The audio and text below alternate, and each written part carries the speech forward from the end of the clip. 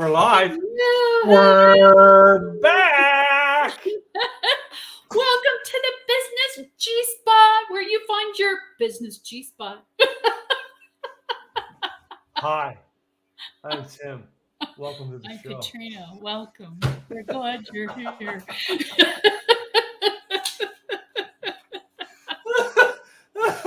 It is what it is. It is what it is. Yeah, so it is. I got to tell you, have you been seeing the super bloom that's going on in California now? I mean, they've had all this rain, and now they've got all these gorgeous poppies and flowers everywhere. So wait, you mean if you water the plants, they grow? I know. It's amazing how that works. I thought that, what was that movie? Okay, I thought that, you know what I mean? Brondo, It's What Plants Crave. Oh, you don't remember that movie, do you? No. All right, you got to watch the movie Idiocracy, because basically in that movie, all right, the FDA gets taken over by the Brondo Corporation, which is like a Mountain Dew / monster. Oh, I heard about that. and like they're wondering why all the plants are dying. And here's this guy who was like, it was one of the Wilson boys. Luke Wilson plays the part, and he's like a dummy in our time. But he falls asleep and wakes up like 100 years from now or 500 years from now, and he's the smartest man on earth because everybody's idiots. Yeah.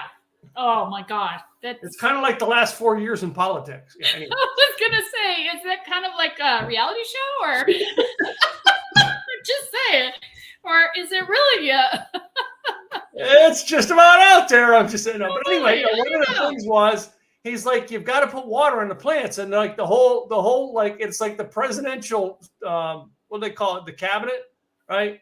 No, man, it's Brondo. It's what plants crave, man. Because that's like their Brondo's motto. It's what plants crave. It's what people crave. Oh my gosh. That's too funny. Funny. Did you notice I wore my rock star? Yeah, but it's backwards. I know, because when you're on live here, it turns backwards. Hello. How do you fix that? You do a mirror. You put it on backwards. Well, you can do that too.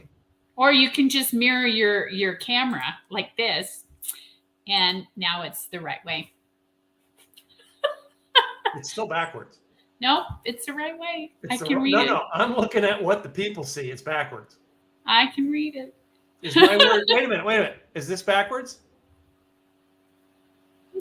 Nope, that's forward. That's forward. Yep. And this is too. It is not. I'm telling you. It is. I'm looking at it right now. Oh my God. Hold on. Let me prove it to you. Let me prove it to you too on my side. Do you have these arguments before, people? I can't get the camera out of the way. Picture. Photo op.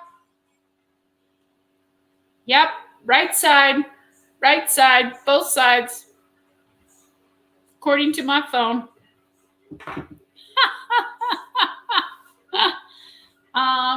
Just saying. You sharing it? No, I'm sending it to you to let you see. I'm same here, dude. I just texted it to you. Same here. I'm texting it to you too. And if you look, it's on my. That's what I see on my screen. Okay, I'll send mine to you. Check out mine. How weird! Mine's the opposite. Check out the one I just sent you. It's the exact opposite. It's not coming through yet. You're taking too long. Here, now see. Hopefully it comes through. For those of us who have just joined us, as we're doing the typical thing that most people do when they're on the at the table with their family or in restaurants, they're doing this instead of talking. We took a picture to prove a point for those of us who are just joining us. Just saying. Well, yeah, but what I see, all right, so wait a minute. Now, here's the next test is I'm going to go over and see what's running up on the screen. Yeah, because that's what I've seen. No, I'm going to see what's in the broadcast. Oh, no, that's not it. Ooh, tick tock, tick tock. Feel like we're doing what is it? Jeopardy. On the actual screen on Facebook, it shows backwards. Really? Yeah. Okay, let me change it over then. Let me change back to now. Do you see it? Same. Huh. I don't know. I see it. All right. So I want to see. Oh, did you see the mirror of my camera? Yeah, that's what I just did. Okay. And you just, wait a minute. And you unchecked it now. No, it's checked right now, which All right. I can see it going the right way. But if I go in, this is a good thing for people to learn when they're doing podcasts. Okay. But if you check off the mirror, you can see it's backwards. If you check off the mirror, all right, and it's because you're in here already. It's not resetting it. Well, here, let's do this. It's reset. It's backwards. It's still backwards. And on Okay. when I say Here- mirror my camera, I show it as Yeah. forward. So here's what. Hold on. Let me try this. No, still the same. I don't know how to fix that. Okay. No. But you know what it is?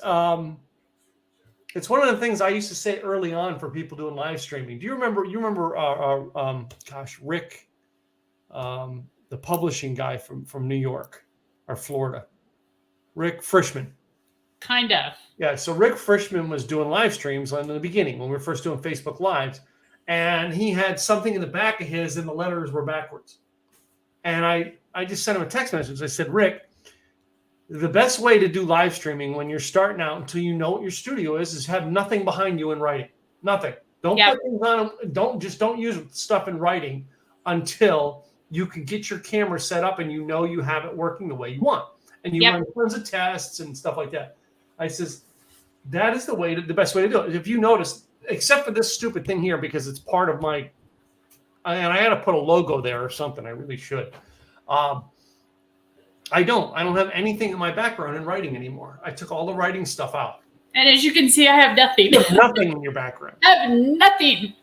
It's just me, which when they do talk about podcasts, actually my background is supposed to be the perfect background because there's nothing behind me to distract you from me. Yeah. Where with you, you've got no. All guitars, right. you've got. Why do you? No. This is a good discussion for today's show and why we do this. Why do I have all that back there? Well, it's also for decoration, I would assume. Part of it is decoration, yes.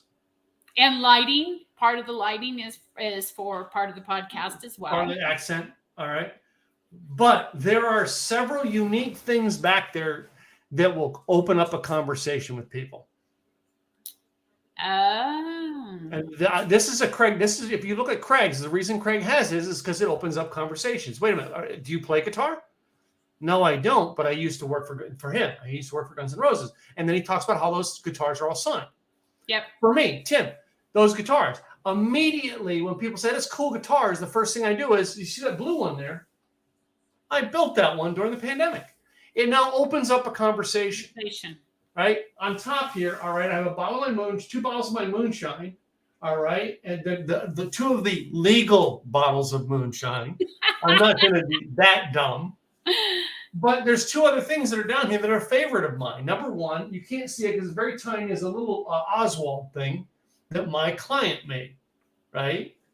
The other thing are two Dale Earnhardt cars. I was a huge Dale Earnhardt fan when Dale was alive. And in between it is the memorial box is my dad's ashes. So I want to point something out before you go any farther. I want to point something out, not to interject, but notice too, when Tim when he moves over, you can see that the books that are the two below, you can't see the books. Yeah. Which they say is something you don't want to put in your background because most people are trying to read what those books are saying. I'm trying to take all of them off. I've got, if you see the box over there, there's going to be a bookshelf up there, and they're going to be put way up there. Yeah. Because I'm going to put that as more display stuff down here, right? And I'm going to spread my display stuff. I have other stuff that I wasn't able to put there, but yeah, it's all designed to be. And I actually just bought the over here is that new. That's a new filing cabinet. That's the old one, and I have a third one. But the idea is I got matching to make a desk look back there. Yeah. But this is something you want to think about when you're doing a podcast. Is what does your backdrop look like? And I know a lot of people say, well, your backdrop's really plain. It is, but you're not seeing anything but me in regards to the podcast. One of the things I recommend people to do, the greatest thing you can do, and I got this idea from Craig, really, was at his house in Los Angeles. He had the backdrop of a city. I don't know if it was Los Angeles or not, but it was. Yeah. I have a city view of a backdrop view of Dallas, and I just don't. I haven't it's put away in a bin somewhere. I was originally going to on my old condo. I was going to put it to the wall, and I was just going to have a backdrop of Dallas behind me. And because I just never put it up and never got it set up right, and then I started doing this to make a cool design behind it, right? And this way, the cool design incorporates a lot of the things I have. Now I'm going to put another bookshelf up in front of me here. That's stuff that is stuff I need, like those books, not decorative, so I can stand up and reach it when I need it. Yeah. Right? But the decorative stuff, and so it's why that's my old condo had the shelves just like those. It's those pipe wood and wood shelves. Yeah, I remember those. Yeah, and that's a different set that's going to go over there, and then I'm going to probably put another. I have a small section here. I'm going to put another set, and it's going to be my bar again. Were you part of the conversation when I think Craig was having his? It was either weekly or monthly. He was having his for his mastermind. He was having people come in and talk, and I think it was Chris. I think that's what his name is Chris. And he was talking about podcasts and how so many people, we've talked about this on the show, how so many people go into all this extent and money when it comes to setting up a podcast when you really don't have to. No. You really don't have to. No. I mean, essentially, he was even talking about if you don't have a light, then you just put yourself in front of like I would be a natural source. Exactly. You put yourself in front of a natural source. You play with the light. You don't have to worry about a background. Just try and find a plain wall or something to put yourself on so that there's no distractions behind you. Mm-hmm. Talking about how you can just do it simply in your laptop because your laptop has really a good enough camera and mic that you come across pretty well without having to get an extra camera or an extra, the headsets. I know a lot of times people will wear the headsets. Yeah, there's a lot of people who are still wearing headsets. You'll hear, but the thing is you'll hear them going in and out based on their mic or where it's at, or you hear them moving and hear the. Yeah. So I think the more you put less on here and the more you do it more natural, I think it comes across much better than trying to do all this, the fancy things, because I've seen it used to be, I know where people just did it in an office and it was what it was in the background. And in some cases, that's still the case. Now people are using, virtual backgrounds. Yeah. But as we know, when you're using a virtual background in regards to your internet and your RAM on your computer, if it's not fast enough, you come across herky-jerky. And when you move, especially with women, their hair disappears and then it disappears. Yeah. And then it appears. So it doesn't look natural. No. So I just think the more you just kind of put your personality like you have in their background, the more it emphasizes who you are and what you're representing, as opposed to just putting a big poster in the background that says, hey, I'm KG Website Design. This is who I am. So, I mean, and there's somebody, it was an event I was talking to, and they actually do events that they send everybody who's speaking a virtual background, but they do it on Zoom. We do this. I do all my virtual events using StreamYard because, as you notice, I have this whole thing set up of the way to distribute, and I can always put banners when someone comments down below. We don't have a comment right now, but I can do that. All right. The banners are, I'm making sure I don't have the right banner. And they're more interactive too with the banners. It makes it more interactive with your audience. I have the banners I could put up here. I have a rolling banner down the bottom that actually has our information into it. But we created this with our logos into it and everything. And our logos fit just above our pictures. Yep. Right. And now they're the opposite because you moved us on the opposite side. So now you're Katrina. Hold on, I can fix that. And I'm Tim Delay. Watch, hold on, I'll fix that. Look, I fixed it. Oh, there we go. I am who I am.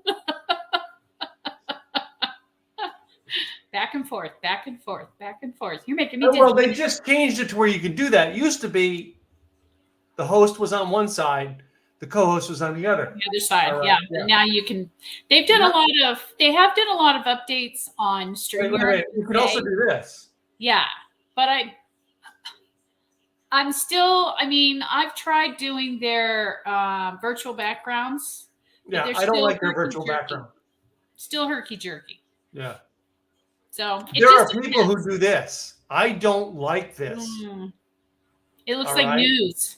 It's too in your face. Like I want some. The reason I like this is because it shows I've got the TV around that I get to use the space from. Yeah. And it's not right or wrong. It's just personal preference. They have another one in here. I think it's this one here. That I think I created that one though. Don't like that one. All right, and the reason that now you can customize them, right? And that's why this one here is one I customized and started to make, and I can actually throw it to where something would be down in the squares. All right, I could do a presentation with you, a presentation with me up here. Anyway, it's all in preference. I like this setup because it looks like I'm sitting in my home. If you think of a newscaster on television, when they're not there with a big old bonky headset on, all right? No. They don't have, all right, the big microphone in front of them. This is a radio show going to TV show setup, right? Like if you watch the Howard Stern show, his video has him with the camera right here, right? And I do this because of the fact I used to have mine down on the desk and I just loosened it again. Damn it, Tim. Mess with the mic down here out of the way, but I was always on my desk, and I've said it many times on a lot of my podcasts. I take this when nobody's here, and I just push it up out of the way. If I can work all three screens and I don't see it, and then I just bring it down. This arm, had I known, I almost got it trained now, but this arm springs. It's got a heavy spring into it. It won't stay in a certain area. I got to put more weight here. There's an extra washer there for some weight. All right. And I need to put just a little bit more weight over it, and I can keep it down to where I want it. And then it will work to where I need it to go. But anyway. But I mean, as you can see, Tim's got more stuff than I do. I'm just simply doing this on my laptop, and I have a ring light in front of me. That's it. That's all I'm doing. But if it was up to me, I'd change and make a studio out of it. Yeah. Well, the thing though is you're doing more podcasts. I'm doing this podcast. Not anymore. Oh, no. I do this podcast and I do the one with Gladys. Other than that, I do live streams here and there, but I don't. Yeah. Well, I really don't do like I used to do anymore. I do more presentations. Yeah, that's true. But here's the cool thing too, is when you've got the ring light, I will do my video tips in the ring light. I will put my phone in the ring light and do my video tips that way. But I do have to say that I have to take my glasses off because you see circles going here and there and moving around. So here's the problem with my house now is I don't want to kick the AC on yet, but man, I am sweating in here today. We're moving to short sleeve shirt today, ladies and gentlemen, and you never see Tim in a short sleeve shirt. I'm just sweating in here. The afternoon, all right, the sun's starting to come in, and it's starting to come in and heat this room up as well. Easily, I could do this, and it would cool it down, but anyway. See, even Susie says, you guys are on the wrong side. We're on the wrong side of life. Hold on, Susie. How's that? Is that better for you, Susie? There we go. So, we were talking about this in regards to podcasts, and this is something that's been coming up a lot in regards to clients that have been talking to or people in general. And I just wanted to ask you this question. Do you feel that as business owners, we are trying way too hard? Fuck yeah. Not only, I'm serious. I knew you'd say yes because I believe the same thing. I got to watch how I'm saying this because, all right, I have a friend who's kind of close right now. Anyway, I watch them trying to sell their business, and they are like overselling it. And I kind of want to go, dude, you're turning me off. It's just way too hard. Yeah. Before you and I went on today, we were talking about, I went to a new networking function today, and I've never been a fan of networking functions. Not against them, all right? It's just I'm not a fan. I don't like going to them. They make me hugely uncomfortable, right? And I went to this one this morning that I love the people there, all right? The guy running it is a great friend of mine. He's in a mastermind with me, all right? But it was way too high energy for me. I'm in there going, dude, that's all right. I want to go hide in a corner. I am not that. And I mean, it's like Susie knows us too from Craig's group. A lot of people know me in Craig's group, but over the years, I have enhanced my calm quite a bit. I'm not a high energy guy. I can't get on the stage and do the rah, rah, rah, rah, rah, rah, rah. I'm not me. I have a unique thing when I was speaking to raise my energy when I was speaking to bring it up and bring the energy in the room higher, but not being a cheerleader guy. Yeah, right? I agree. It was something I raised my energy. You see me speak because you see me do it at Tony's event. Yeah. All right. And that's my speaking level. And it is a little higher, but in a room like that, you've got to raise your energy. If you don't, but I am not the super high energy guy. All right. I'm here for the claps. Yeah, let's do that. Let's do that. But you were talking about somebody who was talking in this group. And this is what we find a lot in networking, and I find it too, is that somebody will get up and they'll say, what's your 30-second spiel?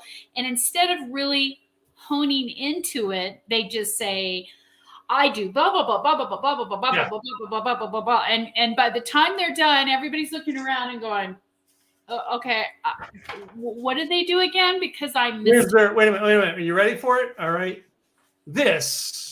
You see the bullet points? I'm not telling you what it is. This is Tim's 1-minute speech on what he does. This was this person's this morning. Yes. And that's part of it too. And I think I think a lot of us try too hard because we've seen so many training. We've seen so many people out there saying, you got to be on social media. You got to do podcasts and you got to do videos. You've got to be doing newsletters. You got to be sending email campaigns out there. You got to have a website. You've got to do this. You got to do this. You got to do this. And it makes people so overwhelmed that the reason they got into business, they're no longer doing. Instead, they're doing all the stuff that's not in their wheelhouse. Yeah. Because the thing is I'm not a realtor, so I'm not going to sell my own house, nor am I going to buy. I will go to a realtor. I'm not a tax person, so I'm going to have a tax accountant help me with my taxes. Yeah. Those are not my wheelhouses. My wheelhouses are websites and platforms and systems. That's my wheelhouse. Yeah. But the thing is I think people try so hard. I mean, I've heard people too where they were talking about how they do coaching and they do doTERRA oils and they do chakra learning and they do wellness and they do Reiki and by the time you're done, you're like, I don't get it. Where all they'd have to do is simply say, I'm a wellness coach. You want to know more about that? Come see me and I'll be more than happy to let you know exactly what I can do for you. That's it. Speaking of wellness coaches, I used a wellness coach many, many years ago in helping her with her system, to helping her to understand the idea of niching down. When I went to this thing this morning, all right, I stood up and said, we do website design and we do website hosting. That's what we do. We're not here to talk to you about all your social media, blah, blah, blah. That's the two things we do. That's what our company does. But years ago, I had a lady come through my blogging program, all right, and she signed up for my mastermind. And in the mastermind with me, she actually came in with all this stuff. She goes, well, I said, explain what you do. Well, I'm a health coach. I said, great. I said, there's 1 million health coaches out there and you're one in 1 million. Yep. So what makes you different? What makes you different? Well, I'm a health coach who helps people lose weight. I'm like, great. Of the now 2 million of the 1 million health coaches that help people lose weight. Yes. Right? What makes you different? Yeah. Be more specific. And this is what it came down to. She talked about, well, that's the biggest thing is I help people lose weight because of what I learned in my weight loss process. And then I learned how to engineer it for someone else's weight loss process. And I'm like, wait a minute. She was an engineer by trade, right? And I want to take engineer as in she holds the patent to this 4G, 5G technology. Wow. And now she's a health coach? And yeah, this was something she was doing on the side. No, it's because she learned how to lose weight. And she learned, ready for this? The engineering of our bodies. Because I said, well, you lost weight with a vegetarian diet. Would that work for me? No, Your body's different. Oh, really? Explain. So then she comes off to explain. She said, the reason my body worked is because I was raised on a vegetarian diet. I grew up in India.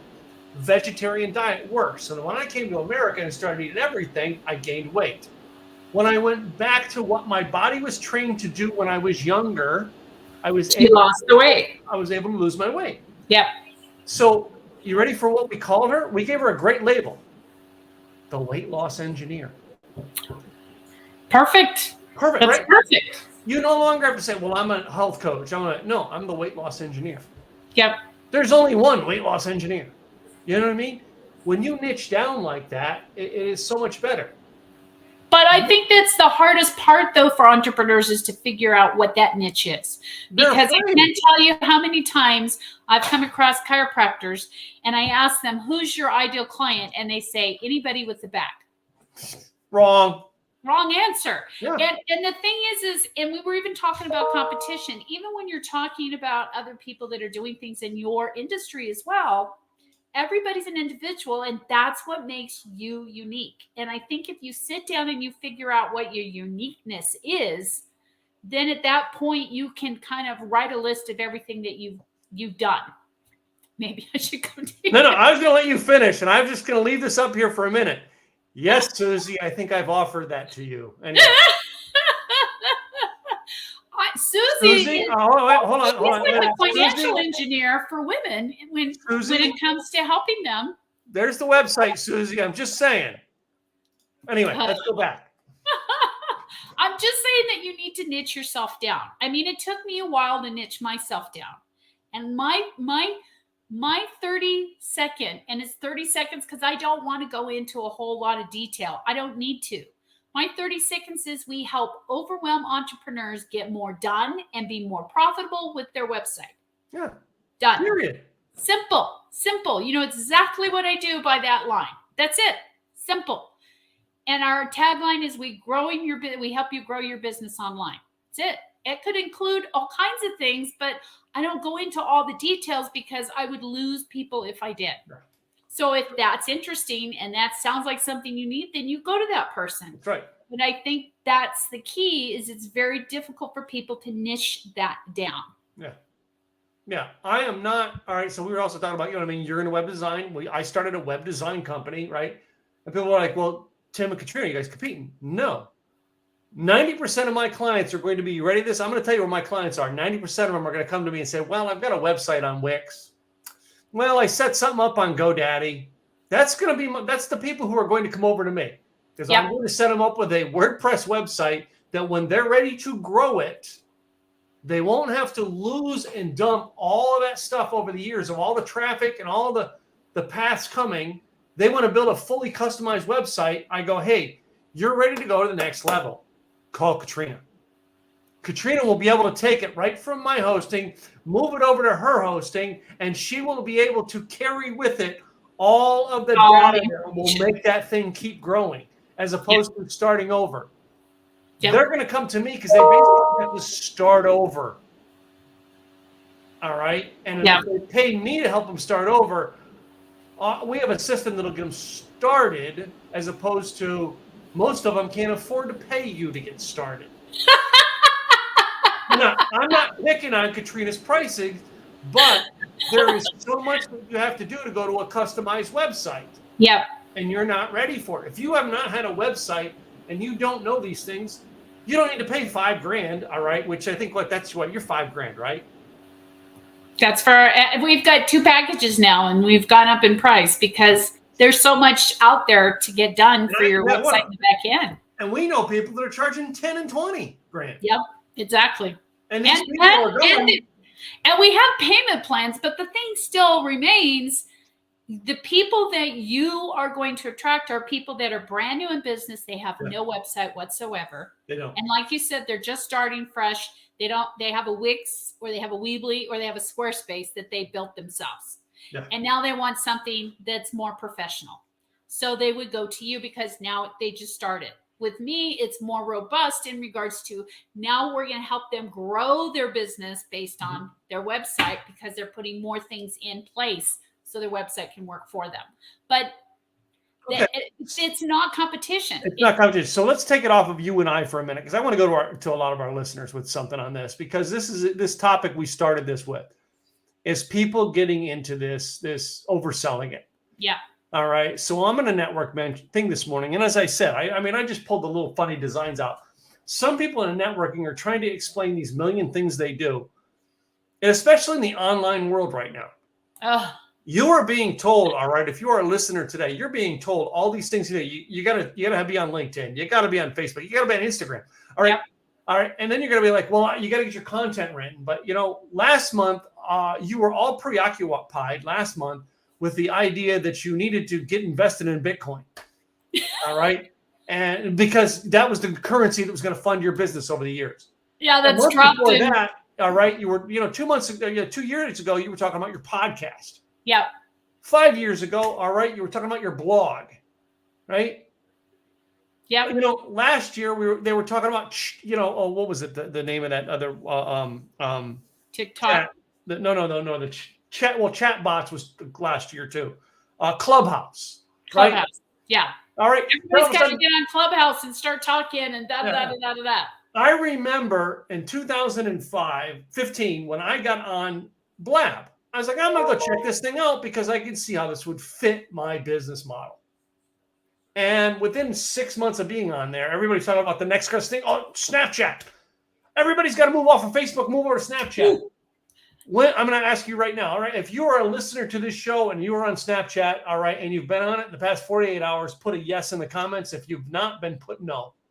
And I guarantee you that most of our listeners haven't been on Snapchat in the past 48 hours. Most will be no. All right. And then it was TikTok, right? Got to do videos and funky videos of dancing, or the pointing. That drives me nuts. The pointing here, the pointing there, the pointing here, the pointing there, the pointing here. I swear I'm going to do a video. Here's something else stupid to say. Here's another stupid thing. Oh, by the way, did I show you this other stupid thing? And then there's this stupid thing I'm pointing at too. All right. But I was on my mastermind call last night, and one of my mastermind members is doing stuff with TikTok. But they told me they create the video on TikTok, then they come in and pull the TikTok images, a TikTok logo out of it, and they put it on Facebook, and it gets more traction as a Facebook reel. Why? I'm going to go back to this because I said this when everybody went on the Snapchat bandwagon. I said Instagram will create something that will compete and rival with whatever comes out there because of the fact that they can tap into their already 1 billion audience and say, try out our new feature. Yep. TikTok. And guess who owns Instagram? Yeah. TikTok, great thing. But guess what? What you do on TikTok can be done on Facebook. And guess why is it reaching more? More people are on Facebook. I get it. Grandma's, Facebook's for your grandma. I get it. But if I wanted to know that, if I knew that my message is only going to resonate with 1 in 100 people, and there's only 100 people on TikTok, why am I not going there? Because there's a chance I'm going to reach 1. Yeah. I'm going to go to a site that's going to put me in front of millions. Yep. So that I can find more 1 in 100. Well, and plus the thing that people, and I'm sure, I don't know if people realize this or not, and they may not, but if you've got an Instagram account, Instagram is now part of Facebook. So now you can connect the two, so that if you put a post on one, it goes automatically to the other one and vice versa. So It's now a you're separate getting company, even but it's another together. audience. Oh yeah, it's a separate company, but it's together. Together. Yeah. Yes. So now you've got two places where you've got your Instagram audience and you've got your Facebook audience. Yeah. And I think that is what other people get too much into as well, is you've got to find out where your audience is too. Where's your audience hanging out? I mean, there are some people that Twitter is where their audience predominantly is, so that's where they go. Other people, it's Facebook. Other people, it's Instagram. Other people, it's TikTok. But you also have to look at all the other factors that are out there. And I'm the security guru here, but you also have to look at the security measures that are in a lot of these social media channels that you can set up. Didn't used to be, but now you can set these things up to protect yourself and protect your interests and protect your data. But a lot of people don't do that either. But we are going to go back to, you've got to do the basics first. Yes. All right. You've got to know, number one, who your niche audience is. So you don't have to stand up and go, well, I've got to be.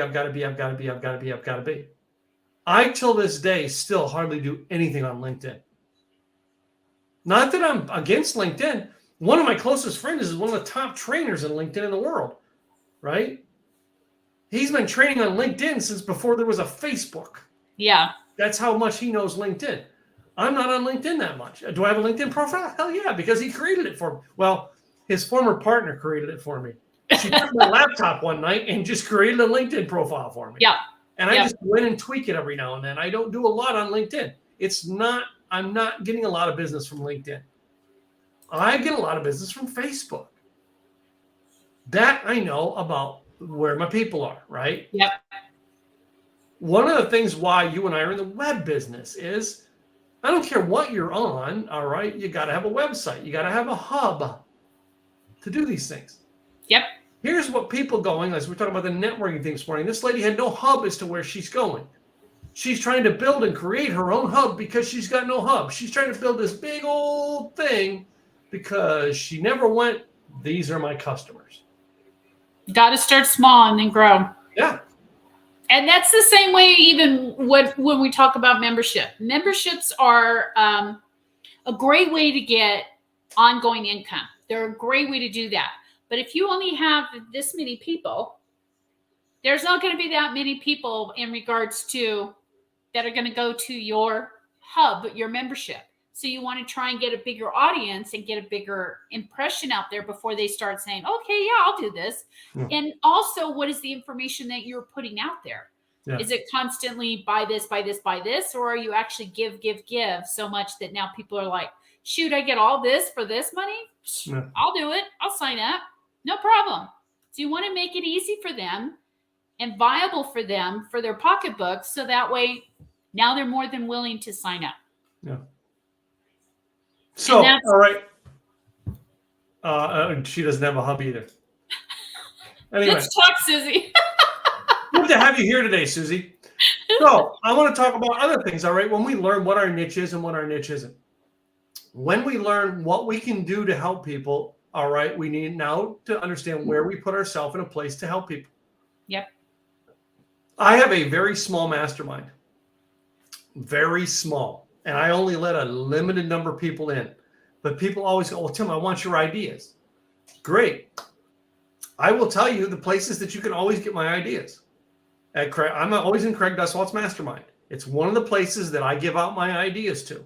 I help Craig's people all the time.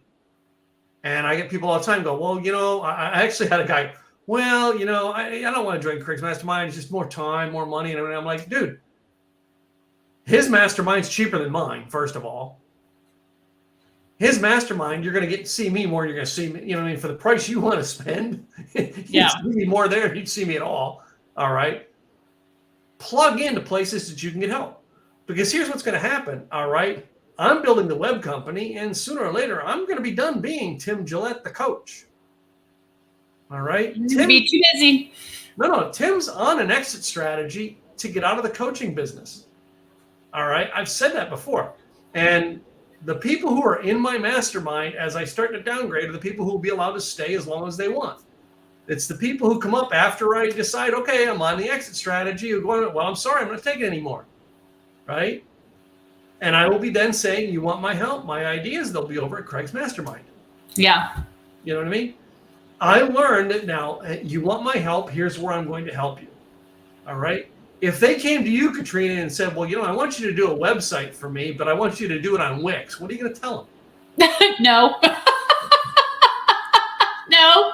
If you want to do it on Wix, do it yourself. Because Wix and Weebly and Squarespace are there for the DIY or DIY. Do it yourself. Yeah. And if that's what your wheelhouse is and you want to build it yourself, go for it. Go for it. But how much time are you going to be spending? And I ask this to clients all the time. How much are you charging your clients per hour? And if you're utilizing that to build a website that's not in your wheelhouse, you're wasting your time and your money. Yeah. No. Just saying.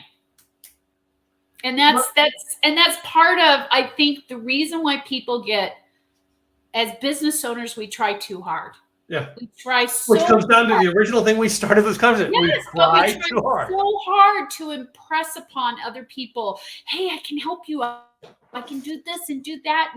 And there's one word that I'm so overdone with. I'm so passionate about I'm so passionate about I don't follow passion. No, I do not follow passion, and I will not encourage you to follow passion. No. You know what I will encourage you to follow? Passion makes this much.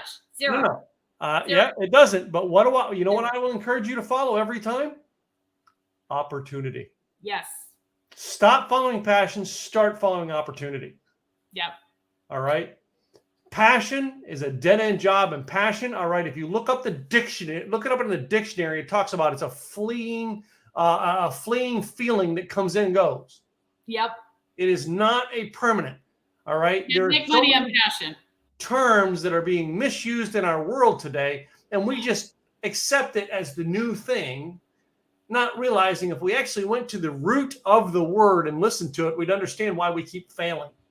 Yep. Drives me crazy. And that's why I have to say though, as a brand new business owner, when I was starting to hear that all the time, I kept thinking, wow, that's kind of cool. They have all this passion for their business. And I'm just like, I don't have that. I don't understand. I mean, do I need more passion? I don't have any passion for websites. I have no passion for websites. But I'm just saying, you second guess yourself. As a business owner, you're second guessing yourself, and you need to stop. Stop second guessing yourself. What I've done that I recommend, get yourself a pad and paper. Yes, a pad and paper, and write down all of the clients you currently have. What do they have in common? What is the industry they're in? What is the money they're bringing in? What is their common grounds? The next thing is writing down what exactly is it you really want to do in your business. What do you like doing? And then write down what you don't like doing. And what you don't like doing is who you delegate out of. So you're not doing it. So, but what you like doing and what you don't like doing, but then put down also, all right, what can you do? You do. Yes. All right. And sometimes it's as simple as calling your clients and saying, you know what, I'm trying something new. I'd love for you to help me out with this. I'll set you up with a beta program or a beta, whatever, and you can help me make this even better. And I'm going to give it to you for this huge discount, one-time thing. You're my beta. See if it works, see if it doesn't work. And then you're trying it on people that now they can give you some really key feedback. So that way now you know going forward what you need to change, what works, what doesn't work, instead of just saying, I'm just going to throw more Jell-O on the wall and hope it sticks. My wall was full of Jell-O when I first started. I know. A lot of Jell-O. You mentioned writing things down. I actually, because I was doing it for our meetup, our Simply Z marketing meetup we do here in Dallas once a month, was Tuesday night. And I pulled out things to show people for getting ideas for writing their book. And I pulled this thing out because it was something I had. I talk about these notebooks, and I always write my ideas down in notebooks. And I think this is my second most recent right here. Yeah. This is my current one right now. And again, I always use these fancy ones, and you open them up, but it's not fancy. It's not organized, read out, but it's organized enough for me to go back and recapture my thoughts. Yeah. This one here was the one I started with in 2012. Right here. I still have it. Here is, remember this? Tim Gillette's Rocker Life Coach Rockstar Steps. Right there. Yep. I wrote them down. Tim Gillette's Rockstar Rules. Wrote them down. You know, that was almost to the back of the book, like before it got filled up. My point is, I tell people all the time, a lot of my clients, and they don't like it when I tell them that, the two greatest apps you will ever find to work in the online space as an entrepreneur are a notebook and a legal pad. Yeah. Whatever works for you to write things down. And then starting to put action. And that's the other thing too, is I think people also write all of these things down in all of these notebooks, but they don't go back to them. They just keep writing. And that's what I was doing originally until I went back to them and realized a lot of that I had done were duplicate. I had learned the same stuff and wrote the same stuff. And then I thought to myself, okay, I've written the same stuff, but I haven't taken any action on it. No. Why not?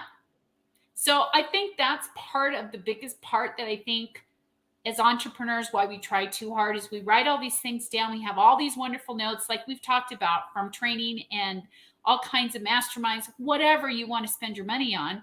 We put it on a shelf and think, one day I'm going to get that taken care of. But right now I have all this busy work I got to do. So I think you have to go back and check it out. But still keep writing it down. All right. Yes, absolutely. Did you see the movie a couple of years ago called I Can Only Imagine? It was about the song I Can Only Imagine. Mm-mm. So you see a lot more movies than I do. Movies are the biggest motivator in life for me. They are. And people know that. I love movies. This movie, all right, first of all, I love the song when it came out. The song came out, was a great thing. It was a Christian song. I'm a Christian guy, all right. But the movie talked a lot about this guy's process. Number one, this was the number one Christian song of all time. Like it's beat any and every Christian song ever written in records. He kept a journal talking about shit he went through as a kid, right? The crappiness and everything he went through in his journal. And the reason that he came up with that song was, number one, he lost his dad. And his dad just got warmed up to his dad, and his dad was a changed man towards the end of his life. All right. And he watched how God changed his dad. Yeah. And then he was reading through his journals, and they show it in the movie, him reading through his journals, and he sees the words written by himself. I can only imagine. I can only imagine. I can only imagine. And that sparked him in his mind, and he wrote that song in minutes of I can only imagine where dad is now. You know what I mean?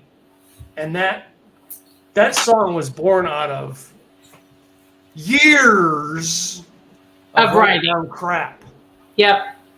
And it became a number one song in its field. And it also was number one song in the Christian charts. It was top 10, I think, on the Billboard chart. Top chart, yeah. Pop charts, all right? It was that famous of a song. And it came through years of a guy's pain. Yep. All right? We don't realize that all this shit we're writing down, all this crap that, like we talked about what we went through today, that's crap that's going to develop a product or a service a year from now. Yep. And if we pay attention. Yeah, most of you don't realize it. And I have this wonderful young girl. She's a singer in town, and she did Girl Scout cookies. And she came to my house to bring my Girl Scout cookies to me this year. And she deals with Crohn's. and she sung at my events, and she's dealing with Crohn's, and she really battles it. And I said to her, she said, maybe young teenager. I says, every great artist has to go through great pain. Oh yeah. Out of that great pain, that they create great art. Well, and that's like comedians. That's how they come up with all of their content. They go through all this crap, and then they make it into something that they can laugh at.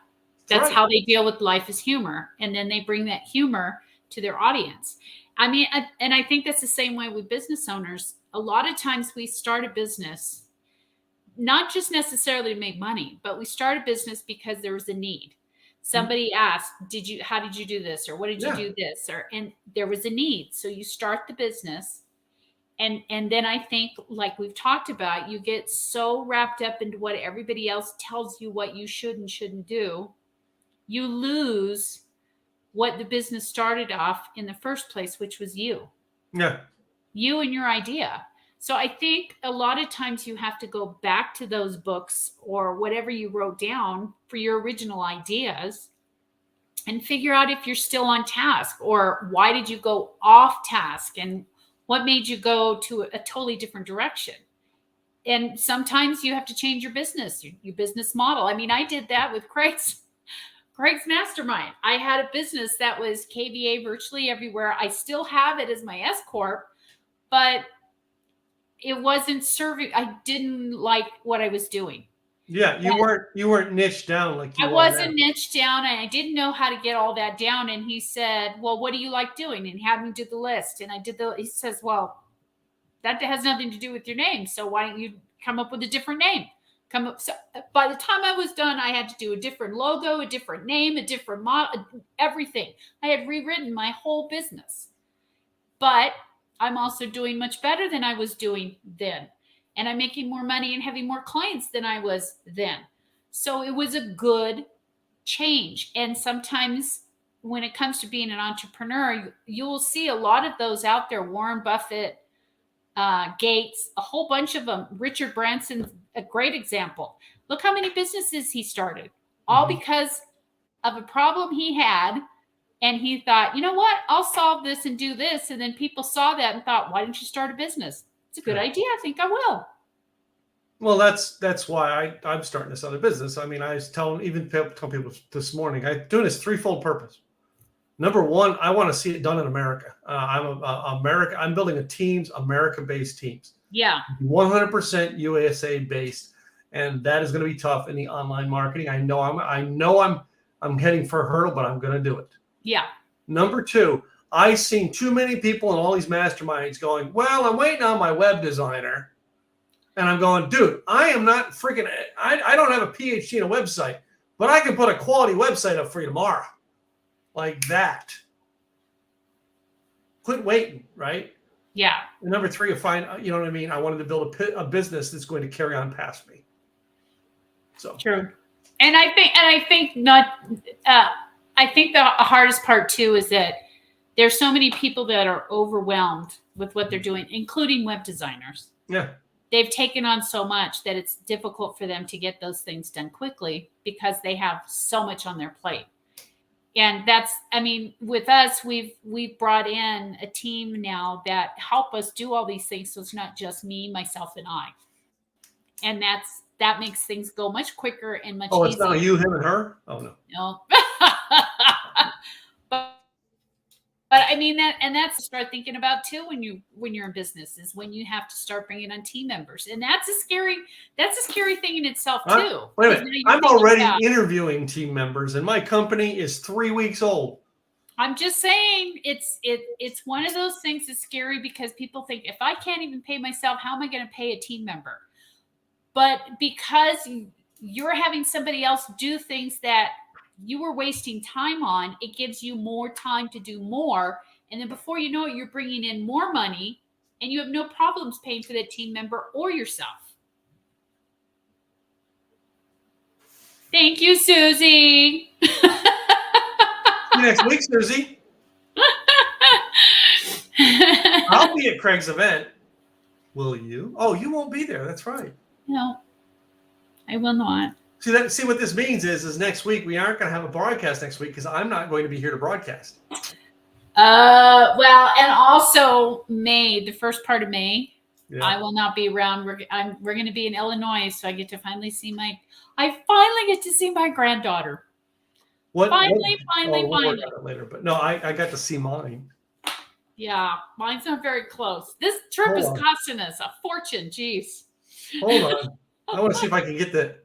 No. Oh. You see the arms moving? Yeah, going back and forth. Too cute. It was, and he was doing it and smiling, right? And he just did this once and smiled. So my son took the picture and made it go. That's cute. So we won't be here next week, and we won't be the first week in May, but the 27th will be here. Yes, exactly. Okay. All right. Wow, we're getting close to the top of the hour here. That went by fast. That's what happened. That's what happens when you have to when you just agree with me faster. It just goes by fast. Oh my Lord. Typical man.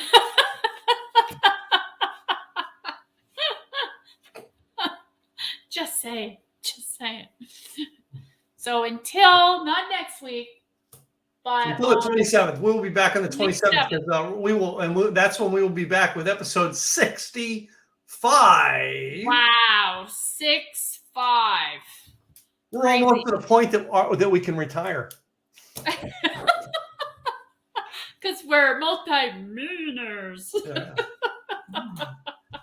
Wait a minute. You know what? We should do something. We should do something very special for episode 100, which is 40 episodes away, less than 40 away. Wow. But I don't know. Maybe we should do something for 75. I think so. Yeah. We can show bits and pieces of how we first started and how far we've come. Wait a minute. We did that a couple weeks ago. Remember when we pulled up our original episode? We show pictures, but you could see our energy was like, ooh, way down. But we hadn't learned each other. We didn't learn each other's quirks yet. No. So. No. Now we know how to push buttons. My button. Should I get the guitar down and we play, Wayne's World as we go out? No. Okay. Wayne's World. Party on, man. Wayne's World. Do you think if we did that they'd come after us? Oh, was this one, right? Wayne's World. For copyright infringement. That was such a great one, especially with, oh my God, now I'm forgetting who always had the mouth like this. He'd smile like this. That was Dana Carvey. Dana Carvey, thank you. Mm. Thank you. Classic. I used to love him on SNL. Did Satan as the church lady? I liked him as the church lady. The church lady. Did Satan make you do it? But my favorite thing about Dana Carvey was he did an imitation of President Bush Sr. that was freaking spot on. I mean, even President Bush loved it. Yeah. Because the ones they have making fun of like Biden and Trump are just attacking Biden and Trump. No, these guys, I mean, he actually did it so well that it was funny, Love SNL. Well, anyway, I liked SNL 20 years ago. I'm not a fan of it anymore. Well, they have their moments. They have, but now it's not as good as it used to be. I will say that. I miss when Amy Pilar and what was the other girl? Who? Amy Pilar. She went on to do Parks and Rec. And Tina Fey. Tina Fey. When those two and Will Ferrell left right there, to me it went. Yeah. That was like the last time. and they were on the tail end. They came in at the tail end of the 90s crew that was really good, like the Mike Myers, the Adam Sandler. Yeah. That was, to me, was its second heyday. Its original heyday was when it originally came out, and I was a kid.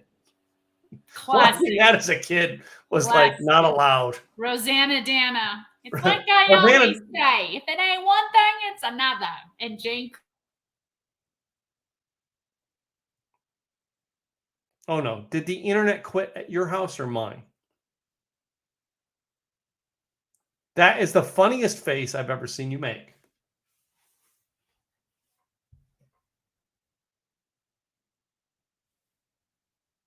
Are we still live or are we out?